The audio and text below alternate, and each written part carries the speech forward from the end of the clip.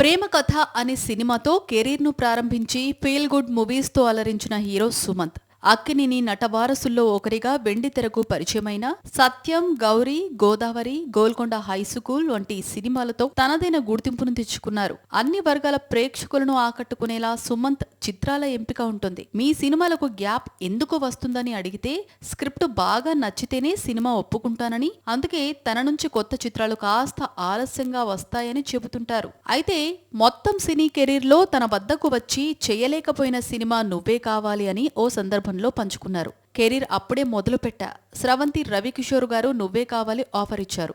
అయితే డేట్స్ కారణంగా చేయలేకపోయా అని చెప్పారు. అప్పుడు యువకుడు, పెళ్లి సంబంధం 2 సినిమాలు ఒకేసారి చేస్తున్నానని, అందుకే నువ్వే కావాలి చేయలేకపోయాను అన్నారు. నా సినీ కెరీర్లో అవకాశం వచ్చినా చేయలేకపోయిన సినిమా అదొక్కటేనని చెప్పుకొచ్చారు. అయితే తరుణ్, రిచా జంటగా తెరకెక్కిన నువ్వే కావాలి బాక్సాఫీస్ వద్ద ఎంతటి ఘన విజయాన్ని అందిస్తుందో చెప్పనక్కర్లేదు. కథ పరంగానూ సంగీత పరంగానూ మంచి పేరు తెచ్చుకుంది. కె. విజయ్ భాస్కర్ దర్శకత్వం వహించిన ఈ సినిమాకు కోటి సంగీతం అందించారు.